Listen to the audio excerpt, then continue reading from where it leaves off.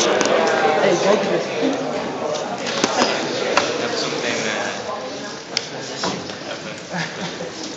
As you can see, there are some announcements about the working groups. The outline is posted on Blackboard. I get a lot of questions from people who passed the working groups last year. Well, then you don't have to do the working groups this year because your grade will be valid for 1 year. So if you passed the working group last year, then you only have to do the exam. This week, the first session of the working groups are scheduled. If you have problems with enrollment, just go to the secretariat on the 5th floor, because I cannot solve those problems because I don't have any access to the USIS program, and they have. So you can go there and they can solve problems with the enrollment. Is that clear?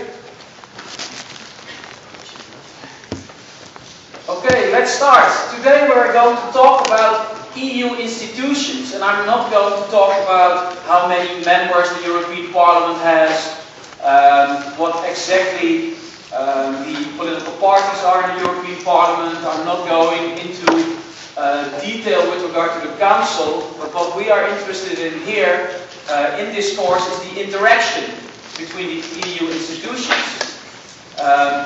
So we are building upon other courses in which already an introduction was given of the European institutions, and we are going to draw upon the insights of those courses and try to go beyond what you already know.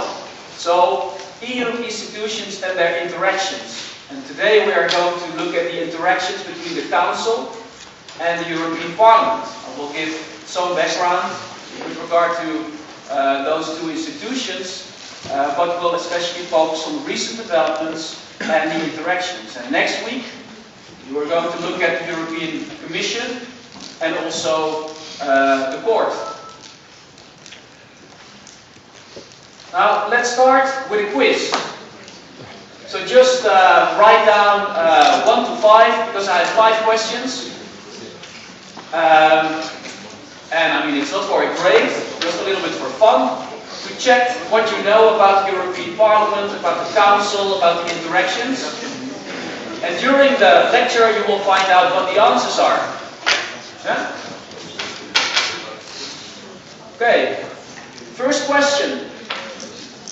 Just write down the answers, and then afterwards we will come back to the answers during the lecture. First question. When are the next elections for the European Parliament? Just note down the year.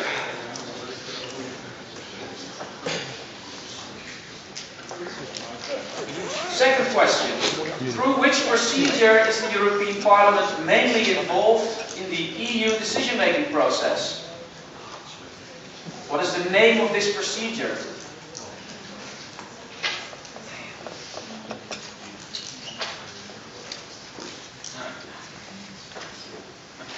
And the third question, what is the preparatory body of the Council of Ministers in which high-ranked civil servants prepare the meetings of the Council?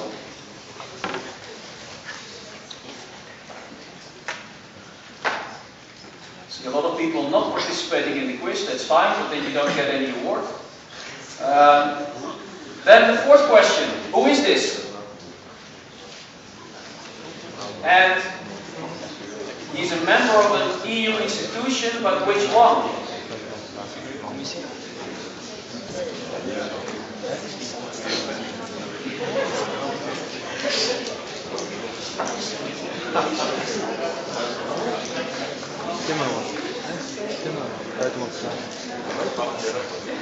And then the last question,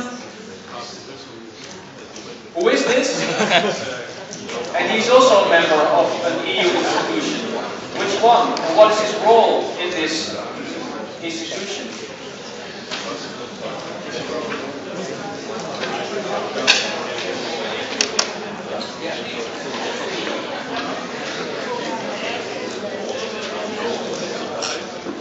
And pay close attention during these 2 times 45 minutes, and then you will know the answers. I hope it was not too difficult. And these questions will not be the same as the questions on the exam, that's clear. Let's go what we're going to do today. First of all, I would like to just shortly elaborate on where we have to place the European Parliament and the Council in the whole system, the multi-level system of EU politics and policy. That's the first thing that we need to do. Then I'm going to say something about the Council, the competences, actors and composition, just very shortly. I also will do that on the European Parliament. And then we are going to focus on these interactions between the Council and the European Parliament, discuss recent developments, and if there's still time, also say something about the legitimacy of the European Parliament and the Council and the problems that those institutions encounter at the moment. Now, let's first start with positioning the Council and the European Parliament in this multi-level system. Well, multi-level, we have two levels, very much simplified. But if you have an EU level, on which you have all kinds of institutions that are active, of course they are linked to all kinds of institutions at the member state level, organizations, bodies that are necessary to govern a society. So we start with citizens who have influence via their vote on national parliaments. And national parliaments control the national government. And of course national governments are supported by public officials, civil servants. There are national courts, but and this is the first link to the EU level, we also have the European Court of Justice. And those courts are closely interlinked, as you will learn next week. Now, the citizens also elect the European Parliament, and the European Parliament is then the only directly elected European institution, because all the other European institutions, like the Council of Ministers or the European Council, are not directly elected. The Council of Ministers gets all its members from the member states, from the national governments, as we will discuss. And also the European Council. There are only representatives of all the member states in this European Council, the heads of state and government. National ministries send civil servants to Brussels to prepare legislation. But then there's also a European Commission who proposes EU legislation to the member states. And for this decision-making process, it is especially important to take into account the interactions between, on the one hand, the European Commission, and on the other hand, the Council of Ministers and the European Parliament. And that's why these arrows, this triangle, European Commission, Council of Ministers and European Parliament, is important. This is very short how you can understand what the position is of the Council of Ministers and the European Parliament, because that is what we are going to focus on today. Next week, as I already told you, the European Court of Justice and the European Commission will be the focus. And later on, when we are going to talk about the economic crisis and the reaction, or the lack of reaction of the European Union, we are much more going to focus on the European Council, which is not a topic that we are going to cover today extensively. So, some elements we are not going to discuss today. Also, the European Council will not really be on the agenda. National parliaments, well, we are going to say something about it, but not a lot. Really, interactions that we are going to discuss are these. We have actors at the member state level, national governments, national ministries, and citizens who send representatives to the EU level, citizens by directly electing the European Parliament, and the Council of Ministers just consists of civil servants, but also ministers from the cabinet in the member state.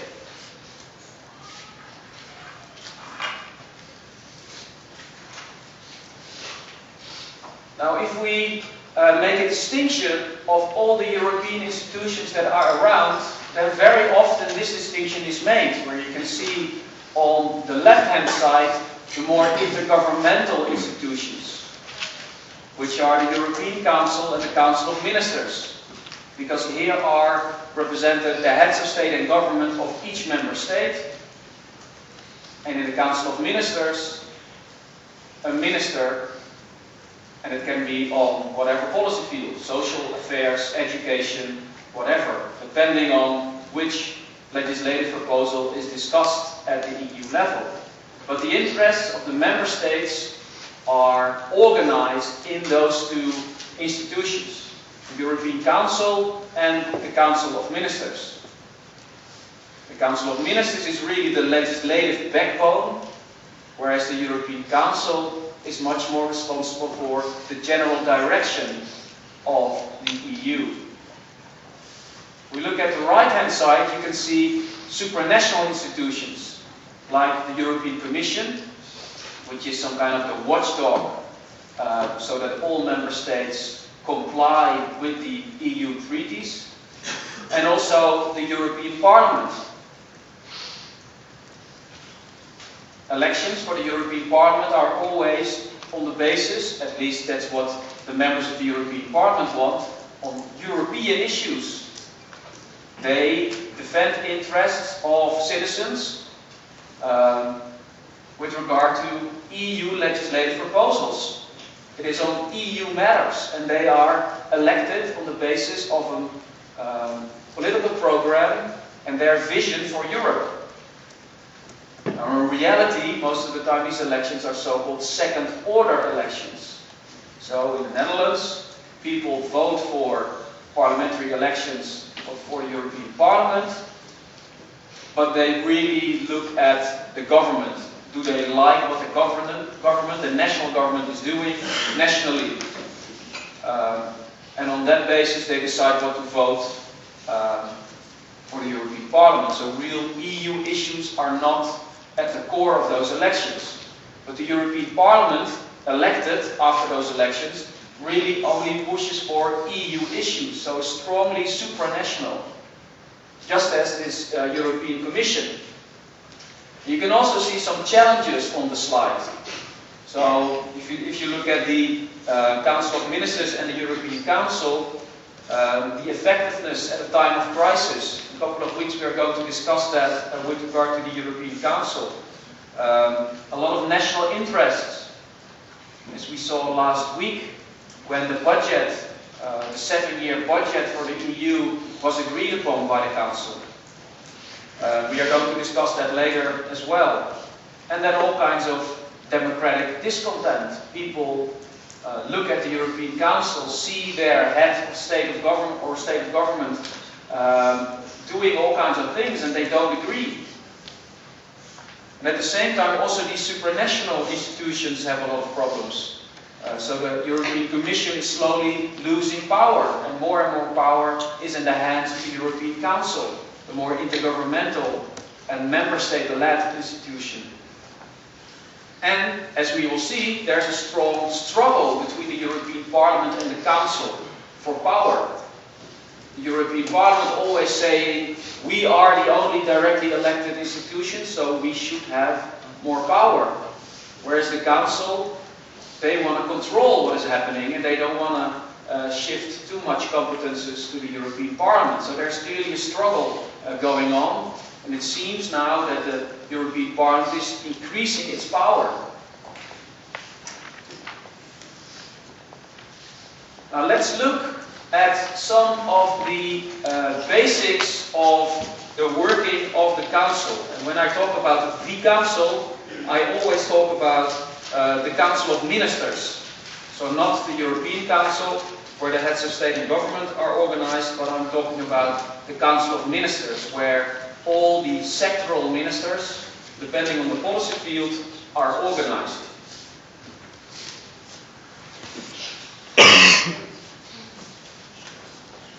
So as I said, the Council of Ministers consists of ministers from the member state, and it has an executive function and is part of the EU's dual executive. The Council is the EU's main legislative body. So it deals with legislation. And you in the working groups are also going to deal with certain legislation. You are going to study a directive. And the implementation of a directive, an EU legislative proposal, and also adopted in an EU law, is going to implement it at the national level. But before it can be implemented, of course, it has to be negotiated. And the Council plays here a vital role in ensuring that the interest of each individual member state is guaranteed. Now, we always talk about the Council of Ministers, but actually that's not completely correct, because there are a lot of different sectoral councils, depending on which policy field the EU legislative proposal, which is negotiated, is in Parliament and is proposed by the European Commission. So legally it is one body, but in the course of European integration, more and more subdivisions of the Council of Ministers were developed. So in 1994 there were over 20 different councils. This was too fragmented, and they decided in 2002 in Sevilla to reduce those number and make it more coherent. If we look at the 9 councils that are now in existence, which organize and bring together the ministers of all member states on the specific policy field, you can see that there are large differences. The General Affairs and External Relations Council has a lot of meetings, almost once a month, whereas Education, Youth and Culture hardly has any meetings. Why do you think that is?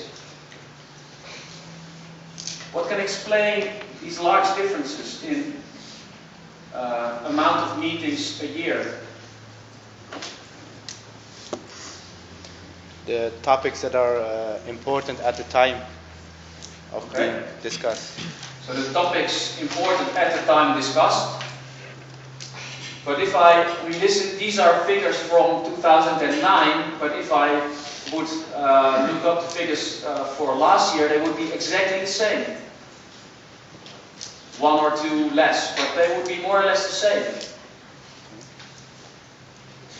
And maybe, yes. I think general affairs is seen as a more important subject than education and culture. Yeah, okay. So it's more important. And why do you think? Well, I think it's the same in national governments. General affairs is the subjects discussed there are more subjects to discuss, and there are greater importance to the countries. Okay, and education is not important? Well, but I think it's more national subject, so it doesn't need to really be discussed in the council. Okay, so education is a national subject, and there's no need to discuss because all competences are at the national level. So why would you discuss then education? Yeah, good point. Maybe other people? Well, maybe it also has to do with the fact on how soon things change. Because the financial market is up there and it's off, and it needs a lot of attention. If you set out plans for education, let's say, it might take a few years, and there's no real need to meet every 2-3 weeks. Okay, so maybe some kind of agenda which is more important and will take a long time. The first one is more controversial, so it means that they couldn't reach an agreement in the current level, and certainly more time is spent in Okay, so some of these things are more controversial, and the more controversial something is, the better it needs to be prepared, and the more meetings there are at the end.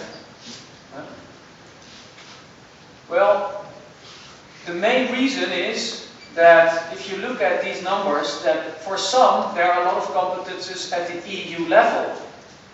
So there is a lot of legislation at the EU level. An example is agriculture and fisheries.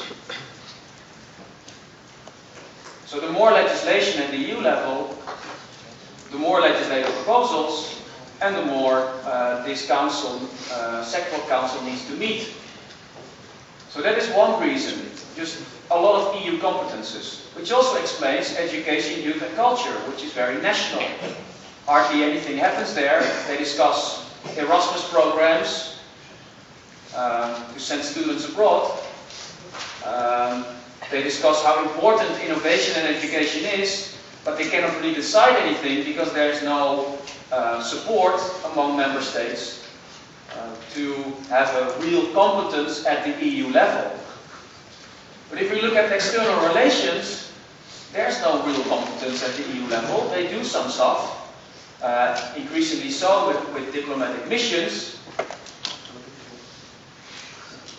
But here the Council is very powerful. So it's not just an EU level competence, it's the competence of the Council. And not a competence of the European Parliament that cannot do anything. So this can also be a reason, not just a general EU level competence, but a very specific competence of the Council.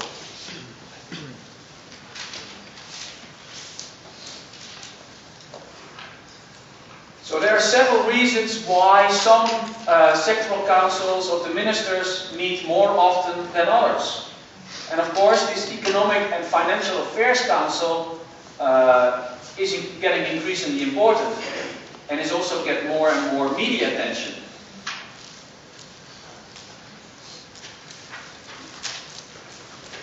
Now, I said that nothing really changes in the amount of meetings through time if you have 2006 or 2011, but what does change is the role of the Council. And here we have to make a distinction between before the adoption of the Lisbon Treaty and after. And this Lisbon Treaty is often called as well the Treaty on the Functioning of the European Union. And the treaty that was proposed in the referendum is often called the Constitutional Treaty, which was voted down, and then the Lisbon Treaty was written and in the end accepted in 2009. And if we look at the role of the Council, then we need to take into account this Lisbon Treaty, because here a lot of things have changed. I already said the European Parliament is getting more and more important. And in the Lisbon Treaty it was written down that the so-called co-decision procedure, which is the procedure that involves the European Parliament the most in the whole EU level decision-making process, would apply to almost all policy fields. So before Lisbon, the Council co-legislated with the European Parliament, but also had for 20% of the cases could legislate alone and could just ignore the European Parliament. This is now almost impossible because almost all policy dossiers need also to be agreed upon by the European Parliament. There are some exceptions, like foreign policy, as I said before, but most of them, well, there needs to be some kind of involvement of the European Parliament through this co-decision procedure. And since Lisbon, this is called the ordinary legislative procedure. So Lisbon is very important to take into account. If we look at the decision making in the Council, well, it all started with just unanimity. Every member state had a veto. Well, this didn't really work, so they said, well, if we would decide everything by unanimity all the time, then there would always be one member state, maybe a very small one, Luxembourg, that could block everything. And then we cannot really integrate. So that is not really a solution, so we should come up with something else. And this Something else is called qualified majority voting. And increasingly over the years you can see that unanimity in the Council on policy fields is replaced by this qualified majority voting. There are various rules, and we're going to look at some of those rules, what it means, this qualified majority voting. Most of the time it means some kind of supermajority. So it is not only half plus one, but a two-thirds majority that is needed. So unanimity is still in place for taxes, social policy, defense, foreign policy, treaty revisions, where member states can veto certain decisions and nothing can change if they don't change their veto. But on most policy fields, member states can be outvoted. It can even be part of a rather large minority, but still be outvoted.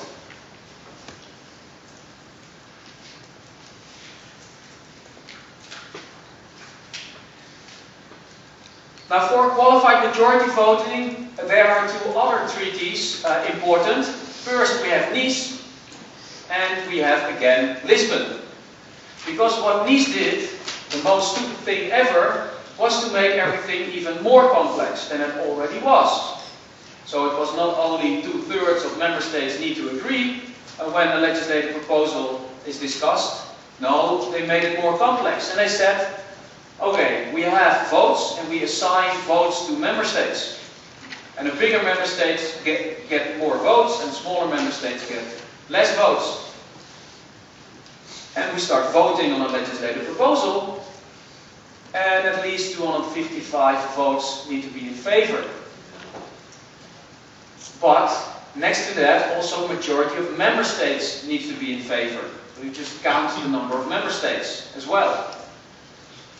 And then, thirdly, what is also needed to get a qualified majority decision is that the member states in favor of a decision needs to be at least 62% of the population.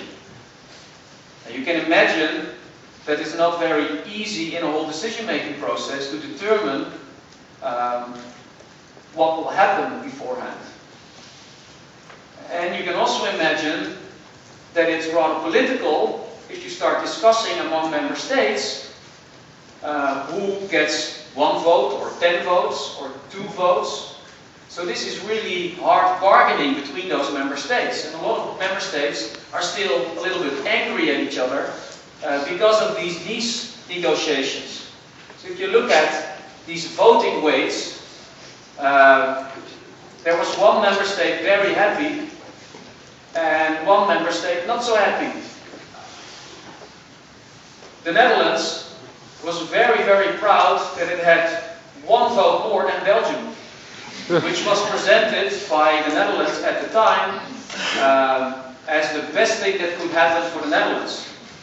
And Belgium was very annoyed that the big neighbor again had more power, because previously this was not the case. Now they came up with all these voting weights. All the heads of state and government decided this at Nice. And one of the heads of government came out of the meeting room, saw some journalists, and directly said, I don't like this decision, and it is definitely on the table for future negotiations, which was Gerhard Schröder of Germany. Because he didn't like it that also the United Kingdom was up there, that could maybe also have a very strong blocking power here because of the large voting weights. Now, this very complex process of voting was indeed renegotiated in Lisbon and was somewhat simplified. And I explain this not that you learn by heart exactly how the Nice voting rules work, but I explain this to indicate that it's a highly political process how to decide in the Council. And even this system, the Lisbon Treaty system of a global majority voting system, is on the table to be renegotiated, and it's not fully in effect. So we have now at least 65% of the population and 55% of the member states that need to agree, and there can also be a blocking majority of at least 4 member states. So it's simplified, so we don't have all those voting weights anymore. But as a compromise, they said every member state can always go back to the Nice voting rules if it wants. So basically what we have now is a very complex Nice system and also a rather complex Lisbon system functioning next to each other. And the Nice system is going to be phased out, but at the same time member states can still go back if they want, and they are going back if they know that the Nice system is more favorable for them instead of the Lisbon system. So the ways to define what a qualified majority voting system is crucial for the power a member state has. And of course, Luxembourg realizes that it's not very strong, but it will, of course, if a proposal is on the table that gets a majority under the Lisbon system, has a strong interest to switch to the Nice system if it can push forward its own interests. So, highly political within the Council. How does the Council work? We now only discuss basically the top of the pyramid, the ministers who are getting together in Brussels and discuss highly political issues. But most of the issues don't arrive at the table of the ministers at the top of the pyramid. And that is because there are all kinds of preparatory bodies within the Council that prepare the agenda of the Council of Ministers. So if there's a very important directive with regard to the registration of chemicals, so that safety can be ensured, and that the Italian industry has to deal with chemicals in the same way as the Dutch ones, this is highly political, and of course is going to be discussed in the top among the ministers. But then there are also a lot of other things that are not very important at face value. One example is all kinds of legislation with regard to agricultural equipment, that agricultural vehicles need to have rear mirrors. There's a lot of legislation in the European Union that is just highly technical and not very important. Now for these things, there are working parties of national civil servants coming together in Brussels who are discussing these highly technical issues and prevent that the ministers need to discuss these technical issues. So only the issues that end up here are highly political, but a lot of issues are just dealt with by civil servants of national ministries. So these working parties at a much lower level are very, very busy in dealing with all kinds of EU legislation. And only when these civil servants of each individual member state together in Brussels cannot agree, it goes up one level. And here the COREPER, which is another body within the Council, also with national representatives, but now higher ranked civil servants, they discuss all the things that the working parties of civil servants couldn't agree upon. So it moves up one level in the pyramid. And also here a lot of issues are just off the table, that are not needed to discuss anymore, because there is agreement between all civil servants in each member state. But sometimes it is just not possible. I already referred to this chemical directive, also called REACH. And in this directive it was impossible, because it was so complex, it needed to be prepared by the working parties. All the problems they need to make an inventory of all the problems with this legislation, and the problems with national legislation that didn't fit but they couldn't agree on anything because it was too big. There were too many interests involved. So it went up one level to the co-repair, they discussed it, they couldn't agree, and then it went up to the ministers. And they needed to decide, with qualified majority voting, what would happen. But then at least the elected ministers, or at least the cabinet representatives of each member state, decides on this highly political issue what is happening. So there's a clear hierarchy, taking into account that some legislation is highly technical and just does not need to be on the table to be decided by these ministers. Is it clear for everyone? Questions, maybe?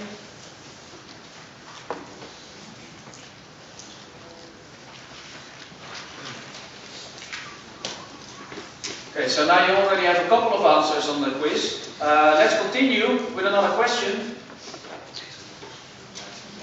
Who is the person on the right? And of which subgroup of the Council of Ministers is he the chairperson? Anyone knows?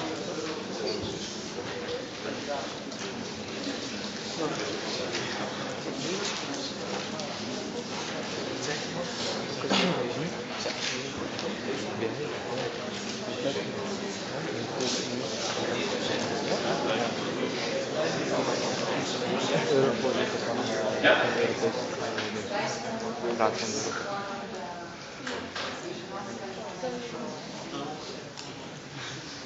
Okay, so we have Dijsselbloem. If we go back to the list, then he would be in the Economic and Financial Affairs, you would say? Okay. Everyone agrees?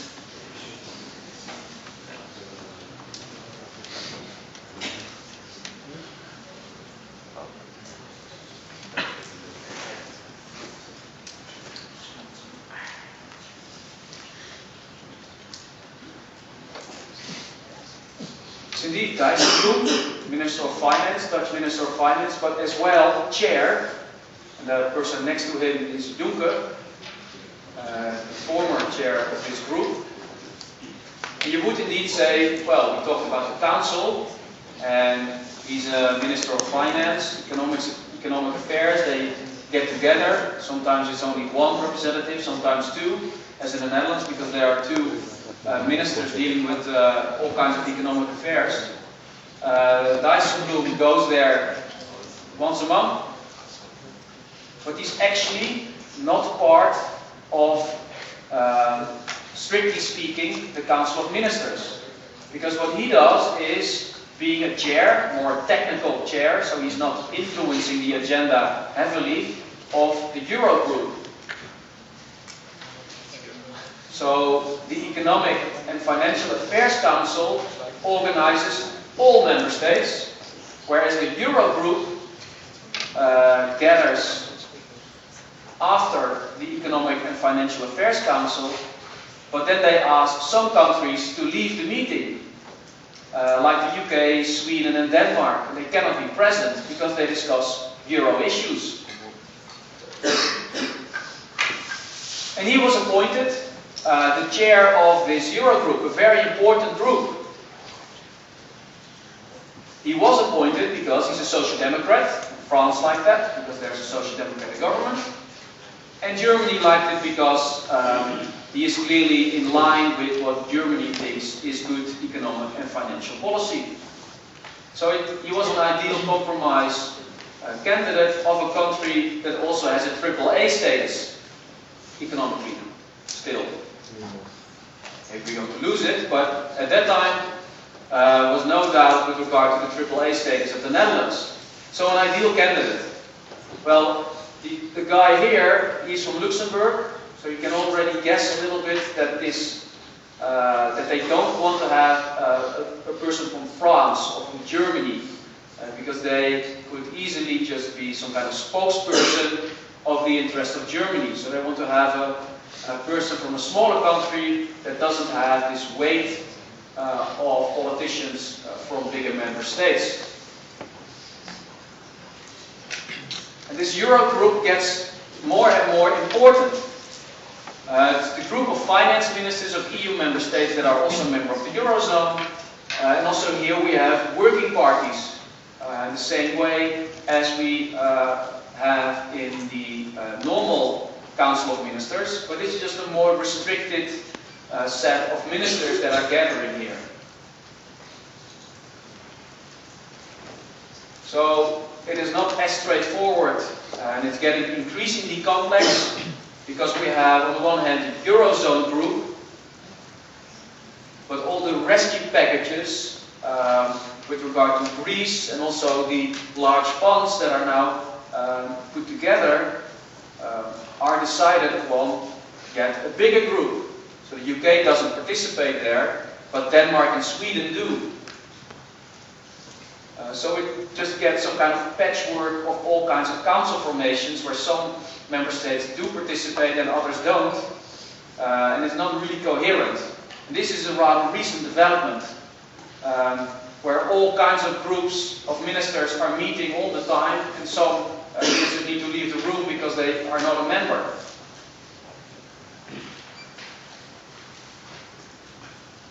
Now another problem in the Council is that there's a lot of fragmentation. So there are 27 member states. The number of member states is probably increasing in the future. There are a lot of interests, and it's very difficult to get all those interests in line with each other. So what you need is some kind of coordinating mechanism. And of course you have national mechanisms of coordination, where civil servants in The Hague come together and meet and prepare the agenda of the Council meeting in Brussels, or the Working Party meeting in Brussels. That helps. You have the European Council, where all the heads of state and government are organized in, and they also try to prevent that all these national interests in the Council of Ministers are clashing all the time. You have the Coreper, which are these high-ranked civil servants that can prepare the meetings of the Council of Ministers and maybe can already try to get rid of the fiercest political conflict. And we have something like the presidency, which switches every 6 months. It is not as important as it was before, but still, every 6 months a new member state is in the presidency. And also this presidency, this member state, can then influence the agenda a bit and try to lobby among all the different member states to get agreement on a proposal.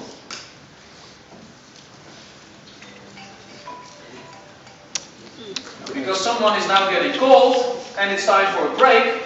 After the break we are going to discuss the European Parliament. Very shortly, the competences of the Parliament.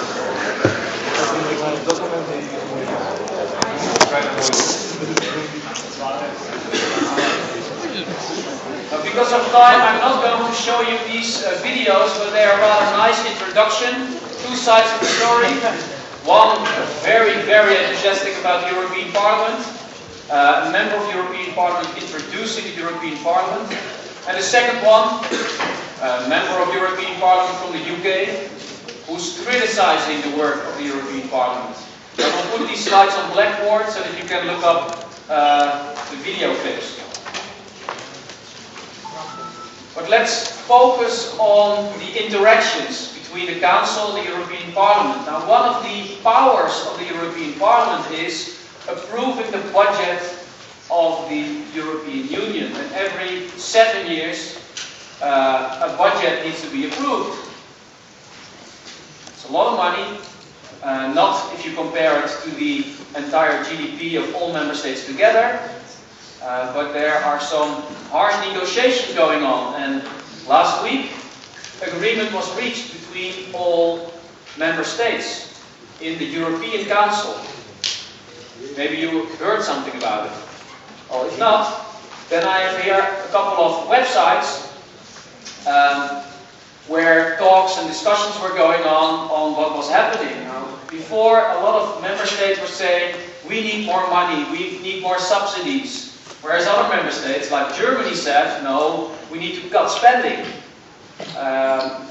all member states, all governments need to cut spending because it's economic crisis, and also the EU should do that. So then, all of a sudden, all the civil servants in Brussels were angry because they had to maybe accept lower salaries. They wanted to go on strike. But these strikes and the threat to go on strike all can more or less be related to these budget talks. So 2 weeks ago, 3 weeks ago, a lot of heads of state and government started to pop up in the media and saying, we want this and we want this. Now, there was a breakthrough and there is now a deal, but directly all kinds of criticism was voiced. Also in the UK, so this is an article of The Guardian that says that, well, maybe there are some cuts in spending in this budget, but if you are really going to look in detail, the only thing that the heads of state and government did were just to get some easy victories that they can sell to their domestic publics, but no problems are solved. And there's no money for stimulating economic growth. There's no money to fight youth unemployment. There's no money for innovation, like on the blog of Nelly Kroes, saying that of course she's going to do whatever she needs to do to promote the digital agenda as European Commissioner, but it's going to be very, very difficult because the heads of state and government decided to put no money whatsoever in promoting broadband internet and high-speed internet, ADSL, and all other kinds of technologies to develop them further. So she has a problem right now. She doesn't have any money to spend on innovation, technology, and the digital agenda. Now, what we also see, and this is a first example of this interaction between the European Parliament and the Council, is that all kinds of members of the European Parliament, like Martin Schulz, who is the chair of the European Parliament, saying, well, it's all nice that the Council of Ministers and the European Council agreed on a budget, but we can say yes or no to this budget. So why didn't you talk to us before you reached an agreement? Because now you don't know if we like it or not as MEPs. And he already warned before the budget talks were ending that the EU Parliament would not agree, and that he estimated that there would be a lot of opposition. So Guy Verhofstadt, one of the members of the European Parliament, a Belgian former Prime Minister, also leader of a very strong pro-European political party in the European Parliament, the Liberals, he states, we are not going to agree with this budget. It is not addressing the main problems of the European Union, and we need more money as a European Union because we are the institution that can solve the economic crisis. I mean, those are his words, not my words. And he's really, really pro-European and sees the European project not only as an ideal, but also as a way to solve all kinds of economic problems. And what is now happening in the European Parliament, they have to vote, they have to say yes or no to this budget deal, and all kinds of EU leaders who struck this deal a couple of days ago get a little bit nervous because they didn't talk to all those MEPs, to all those members of the European Parliament, but they do need the agreement of the European Parliament. So now, this week, a lot of lobbies will be set up, and a lot of talks are going on between representatives of the Council, the European Council, and also sectoral councils, Council of Ministers on the one hand, and members of the European Parliament on the other. And it seems that in the European Parliament there is now going to be a secret vote. So you can either have a vote where everyone sees what a person is voting, or you can have a secret vote. And if you have a secret vote, it becomes much easier to vote against a proposal because no one knows. So now the risks are really high that this whole budget deal is maybe voted down.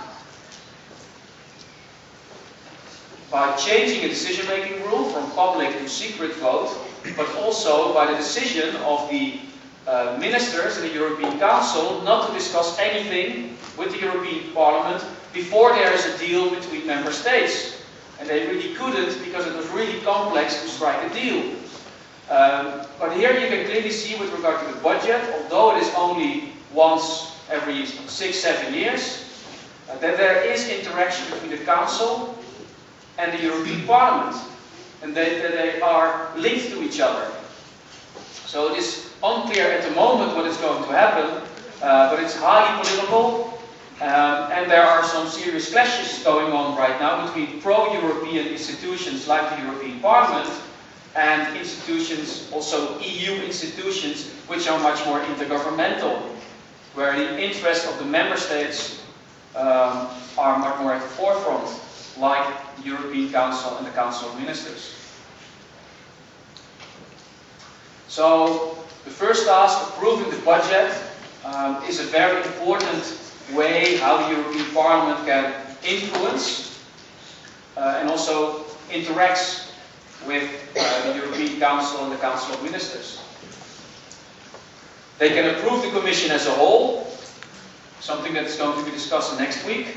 But what I would like to focus on is the second, or the third point here, the so-called legislative function. Because here you can see most clearly how the European Parliament is in a continuous fight with the Council of Ministers. Where you can see that the European Parliament is defending the EU interests, the supranational interests, aiming for more European integration in most cases.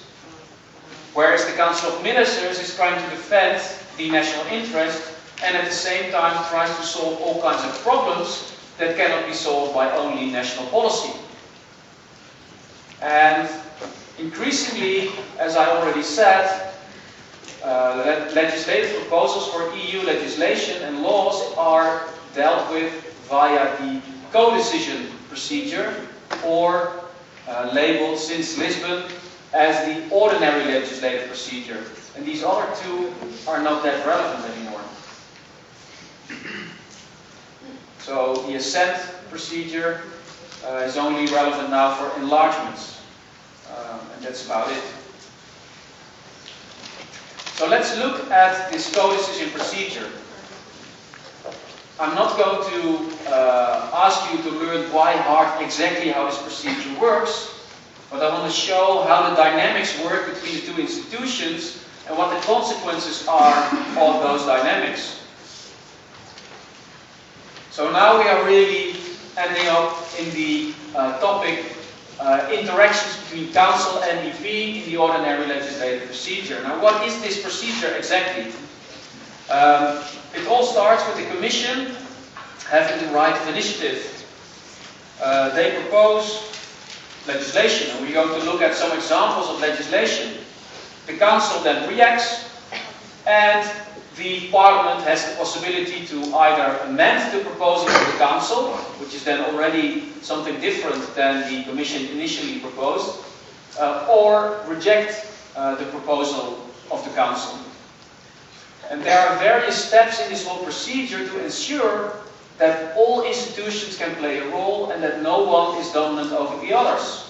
So there are member state interests that need to be balanced with the supranational interest, and neither of the two institutions can get their way. Both the Council and the European Parliament are needed for legislation to pass at the EU level. So there's a whole procedure with all kinds of little steps that need to be taken to, in the end, arrive at a decision that is not dominated by either one of the institutions.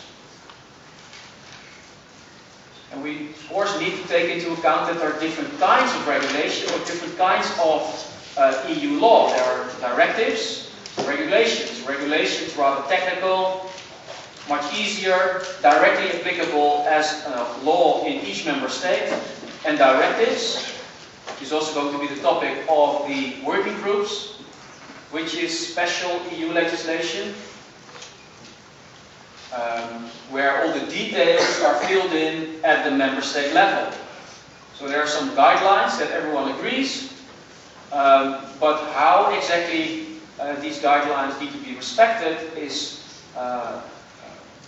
all the member states can decide themselves.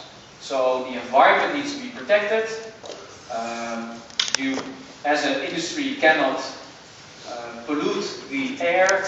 There are certain standards with regard to air quality. These standards are set at the EU level, but how these standards are reached is up to each member state. So maybe they want to have all kinds of laws, new laws to reach that target which is set at the EU level, but the European Union does not specify how this target needs to be reached by each member state, but just controls the extent to which this target is respected. So some member states do not need to do anything because they already comply with the target, whereas the Netherlands has a lot of problems because we have a rather bad air quality here. And we do not comply with that EU legislation. We need to do a lot to fulfill that requirement. So in the Netherlands, new laws need to be introduced to fight pollution, whereas in other countries, there's no necessity because the standards, EU standards, are already fulfilled. So it really depends on the legislation, whether you need in a directive real national legislation to be implemented. Now this directive, already said that is really going to be the focus of those working groups. But it's important to know the distinction. And both of them can be treated under the ordinary legislative procedure with this strong involvement of the European Parliament. If we look at all kinds of examples of EU legislation, I already said something about air quality, but you can also see here that there are all other kinds of examples of EU legislation, most of the time related with environment or the internal market in some kind of way. So the internal market for services, also known under the name Bolkestein directive. It was the commissioner who proposed that, so that someone from Poland can also work in the Netherlands easily, without all kinds of hassle of laws and these kind of things, and under the same conditions as the Dutch can also do. Industrial emissions, already talked about that. Air quality, waste, internal market for postal services, illegally staying third country nationals. So migration is also definitely a topic which is dealt with under the ordinary legislative procedure.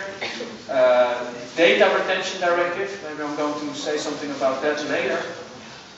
But you can see all kinds of directives where you can identify some kind of cross-border issue. Migration, environmental protection. A river with a lot of waste dumped by industries is not going to stop at the border, but just wants to go to the sea. So the Netherlands has a lot of problems because of industry in Germany. And this needs to be taken care of at the European level, otherwise you cannot coordinate this. So all these examples have some kind of cross-border component in there. Now there are several phases, and they are also explained in the book.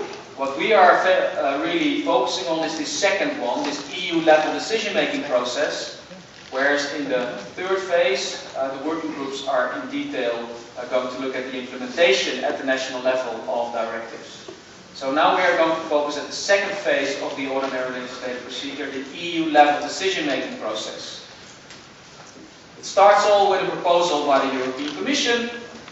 And as I said, the European Council and the Council of Ministers and the European Parliament can react to that. And it is sometimes possible that they think, well, the proposal by the European Commission is not that bad. We as members of the European Parliament, we more or less agree, and we don't want a lot of changes. And also the Council thinks, well, this is all fine, and we need legislation to protect the environment. There are certain standards. All member states more or less can comply with those standards. Let's accept the proposal. And then you can have that legislation is adopted in so-called first reading. And a lot of times, rather technical issues, technical policy dossiers, are adopted in first reading, rather fast, within a year. Well, most of the time, it goes on. Because, of course, there are high stakes, high political stakes, and the European Parliament doesn't agree with the Commission proposal, makes a lot of amendments. The Council, where all the ministers are organized, they don't agree with the proposal. It goes through working parties, Coreper, the ministers are then voting, they just don't agree. Well, then it's a need for a second reading in the European Parliament.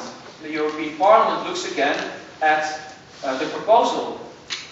A new amended proposal on the basis of the amendments of the Council, the amendments of the European Parliament in first reading. And most of the time, these discussions take place in committees, where specialists, so members of the European Parliament, look at the legislation which is proposed. And also here we can see sometimes that the European Parliament just agrees with the amendments by the Council and legislation is adopted. When they don't agree, it goes to the European Commission, who then gives an opinion, what they think about the amendments, and then it goes to second reading in the Council. Now we are most of the time around 2 years from the initial proposal by the Commission. Already takes 2 years. When the Council agrees, legislation is adopted. But very often it is not adopted and it goes in third reading, where representatives of the Commission, the European Parliament, the Council come together and try to strike a deal. Now if we end up over here, it takes 3 or 4 years after the initial proposal by the Commission to be able to strike some kind of deal. Very long, costs a lot of resources, a lot of money, a lot of energy. And in all those different readings, it is possible that lobby organizations are trying to influence MEPs or member states. So it's very cumbersome to arrive at this third reading. Again, when they have some kind of deal, this has to be proposed to the EP and the Council, and there needs to be a vote in the Council and a vote in the EP, and then legislation is adopted. But sometimes it isn't.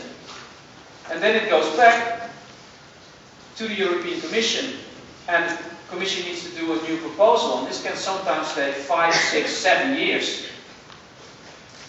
So you can either have very fast adoption in first reading, but very often you can see that it runs through the whole co-decision procedure. So it is long, it is complex. What do you think that happens? If you have 80 proposals a year that you need to look at as European Parliament and Council, what do you do? What do you think?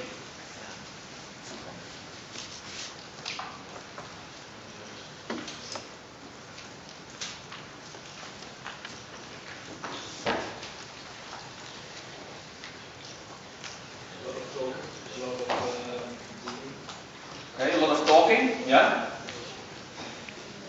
But if you keep on talking, you end up somewhere over there, and that can take 5, 6 years, and there's no legislation, postponements, and a lot of problems. Yes? The effect of the law too old. Sorry? The effects are too old. For example, when you have an economic crisis and you want to spend money, but time you do spend money, you cannot Sorry? it's also not relevant. They cannot be fast. Yeah. Okay, so my question was, what are members of the European Parliament and the Council doing when they are confronted with this long, complex, cumbersome process? Maybe the European Commission already communicates with the European Parliament and the Council to give them chances that the proposal will come through. Yeah, good point. So we have the Commission who is already trying to somehow see what the European Parliament wants and what the Council wants, so that they can come up with a proposal that they know is going to be agreed upon. Well, that happens very often and they do that all the time. But these proposals are sometimes very complex and they cannot estimate perfectly what the European Parliament is going to think or what the Council is going to think. And you also have to take into account that this Council and the constellation in the Council changes all the time. Because it's dependent on national elections. So when Social Democrats are voted out of office, then all of a sudden you can have a lot of conservative governments in there. And sometimes you can have Social Democrats in there. So it changes. This also comes for the European Parliament every year, every period of years. So the Commission is very smart and has a lot of experts and they try to do that indeed. But they don't have complete information about all the preferences of the European Parliament and the Council. Okay, so we have one point, the Commission is looking at the preferences of the European Parliament and the Council. Other ideas? Lots of talking.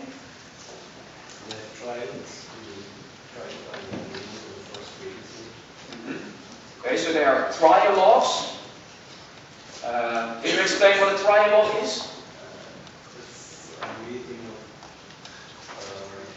rapporteurs of the meetings committee and with people of the council, people of the commission, and it's after that the draft report has been discussed in the plenary.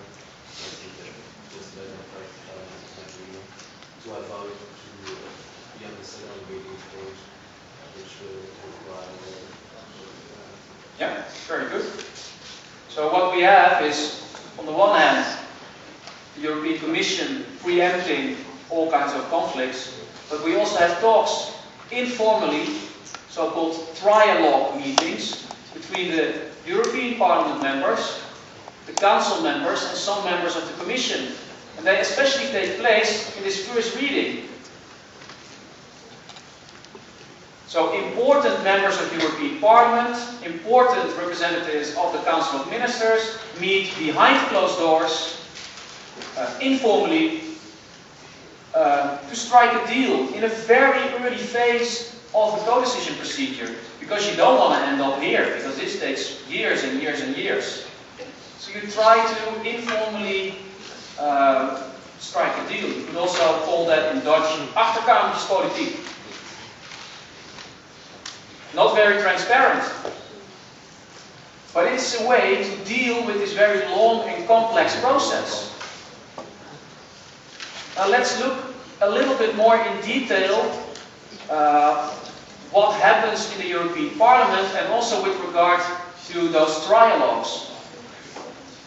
Those informal meetings between the Council and the European Parliament. So here you see a graph with the various periods of sessions of the European Parliament.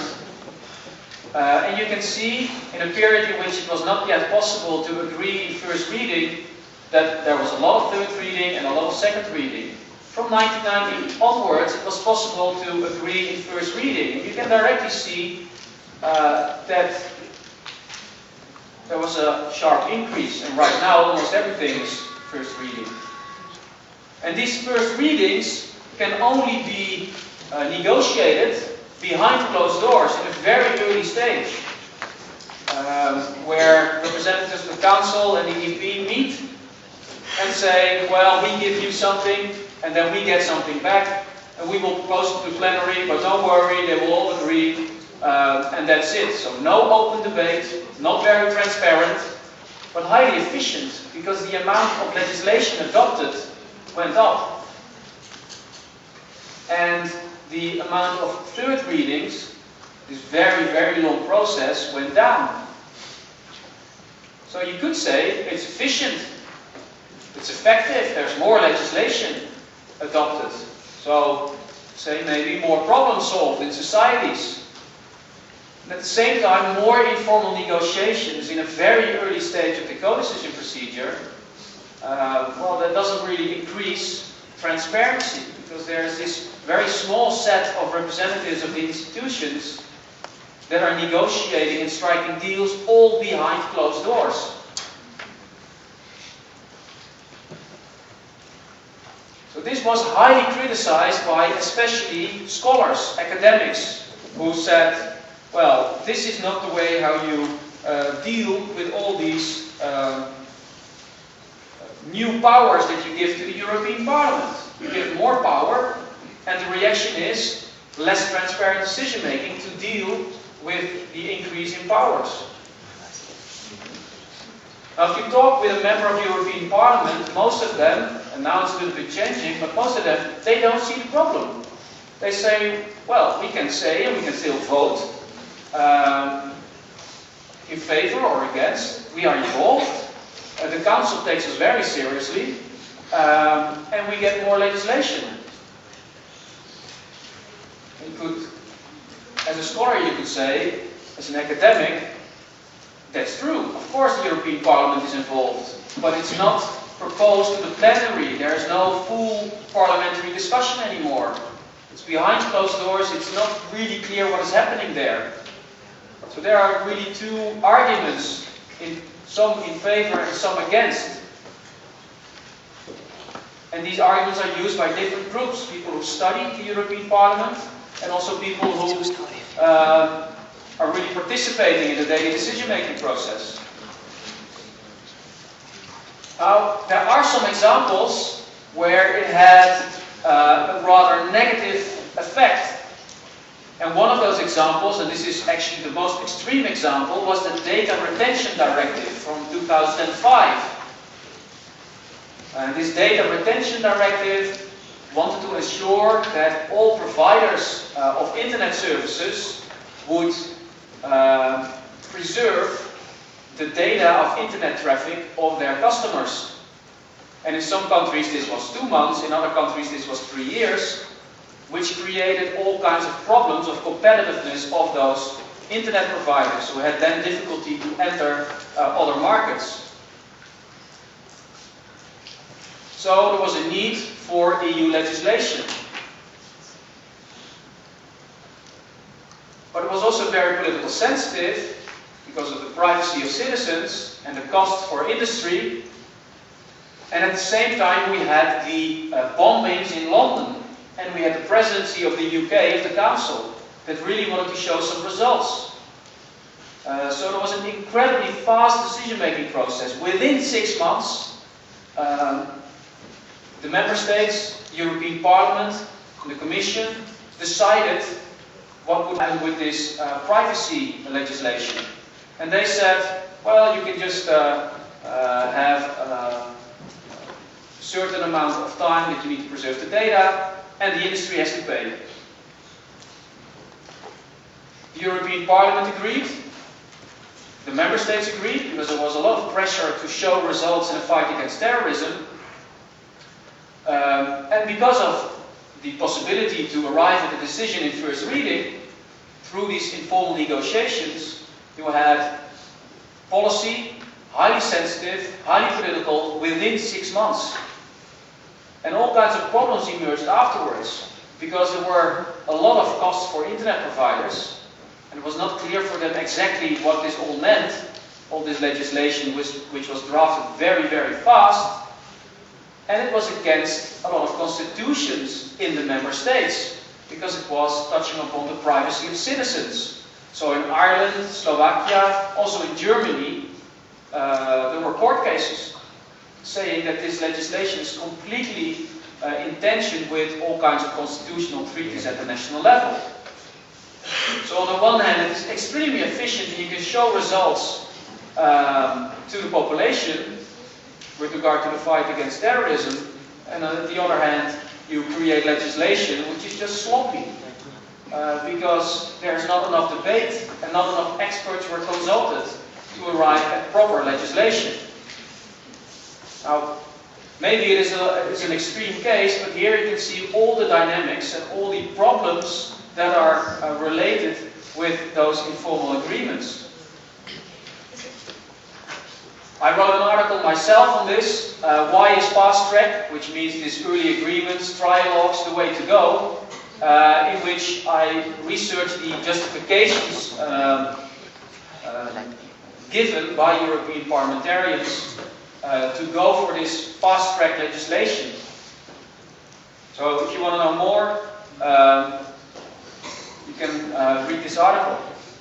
But there are more developments. We now focused on this recent development because of the cumbersome process of the ordinary legislative procedure, but we also need to take into account the Lisbon Treaty.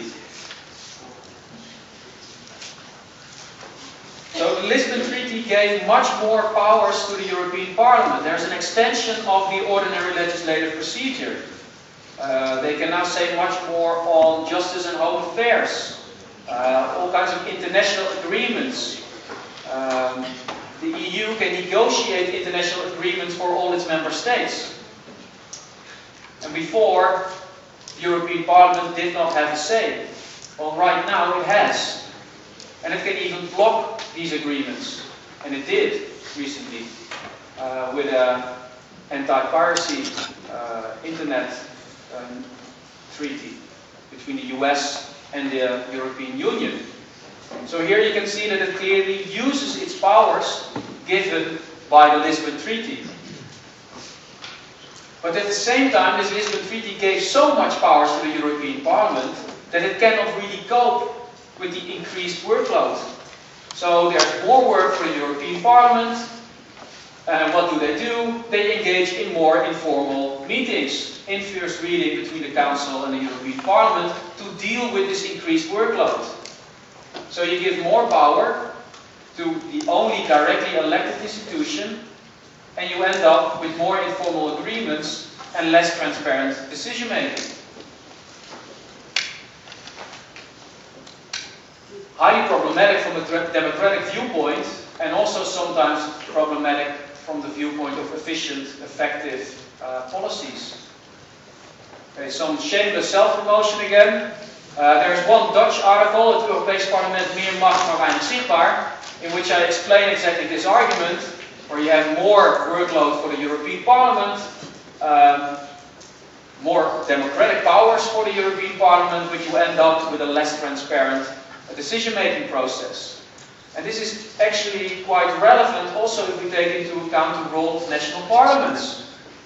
Because if you have all kinds of informal agreements at the EU level, behind closed doors, you can imagine that representatives at the national level in national parliaments, they don't get that. It's not visible for them. And it passes unnoticed. So not only are at the EU level all kinds of parliamentarians of the European Parliament excluded from decision-making processes, but this also happens at the national level, where national parliaments cannot really follow what is happening in this very intransparent EU-level decision-making process. So it's a double problem for the democratic legitimacy of the EU multi-level system.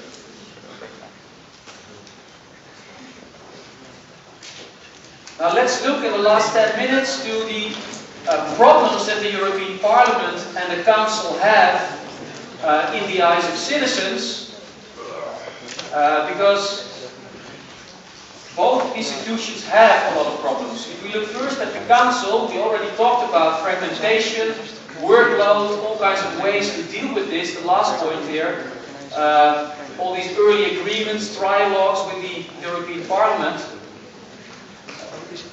The Council needs to deal with this, and they also decide to engage in informal talks with the European Parliament, with all the negative consequences for the transparency of the decision-making process. And then there's also this threat of the European Council, where large states are very powerful. Well, the Council is less visible than the European Parliament. The European Parliament needs to be elected every 4 years, so here we can see also a lot of problems. So if you look at these two graphs, where you can see on the one hand the turnout, and also here the turnout in the 2009 European elections, we will have new elections in 2014. What is most remarkable here in these two graphs?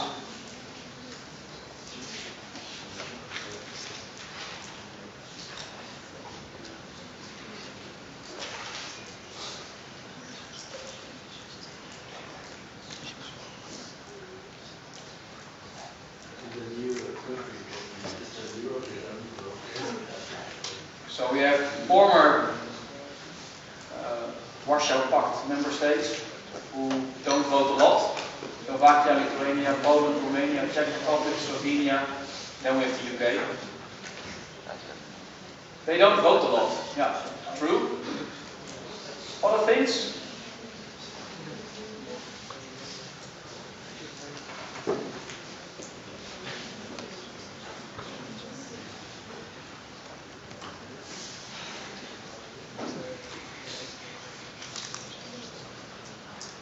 Why is Belgium and Luxembourg so high? Sorry? Okay, they have to vote, yeah, compulsory to vote.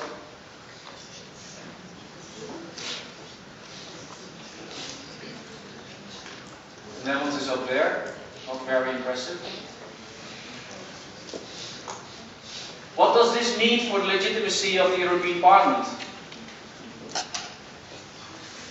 Every time with every new treaty provision they say we need more powers because we are the only democratic elected institution. Is this a valid argument? I think it's the most democratic institution. Okay, it is the most, yeah. And maybe if it gets more power and becomes more important, people will vote more. Okay, so just give more power and then in the end it will work out.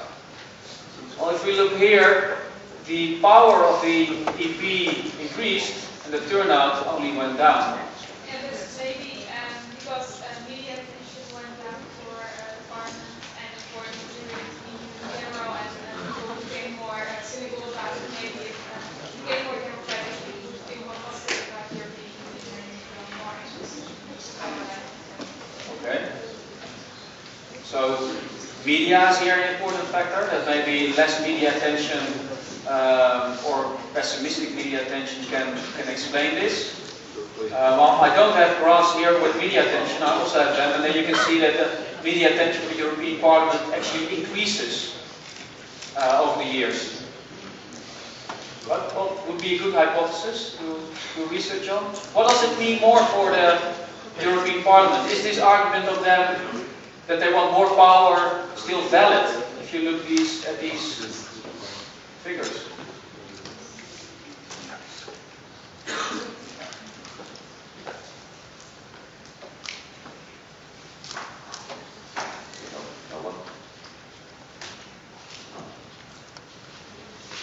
Well, it would be interesting to see what happens in 2014, especially in countries that are rather positive about the EU, like Italy. Where if you ask Italians, at least before the economic crisis, who do you trust, your national government or the European Commission, they would all say the European Commission because they don't trust their own government.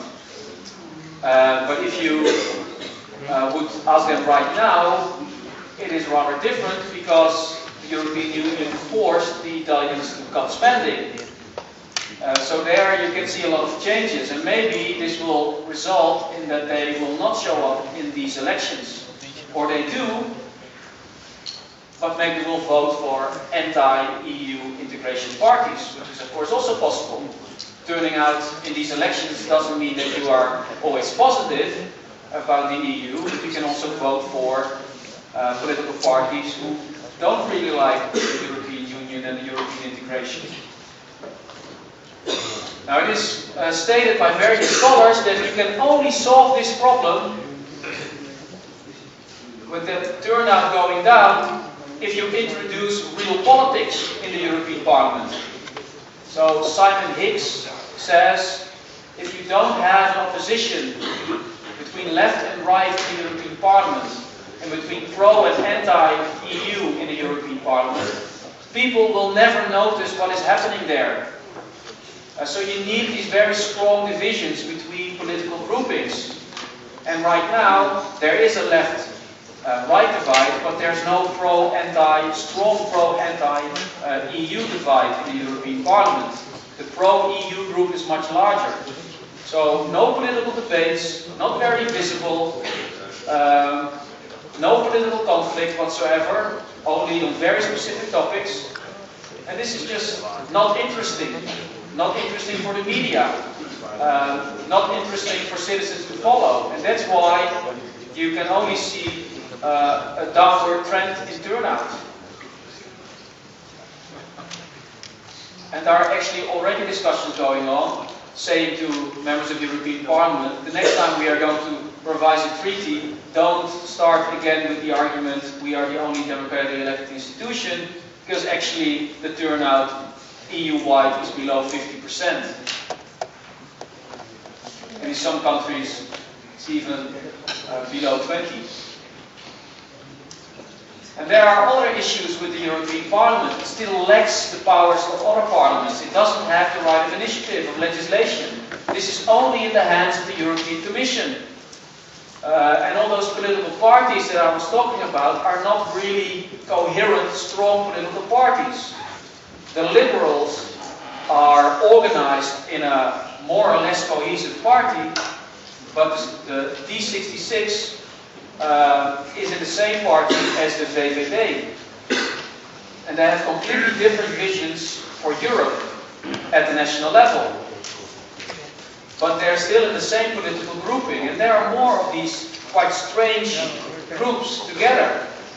And it's a decision by the VVD and D66 to join those groupings.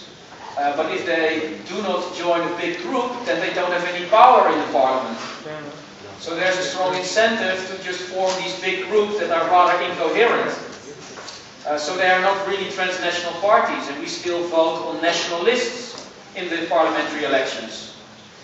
And then there's of course the big problem with Brussels and Strasbourg.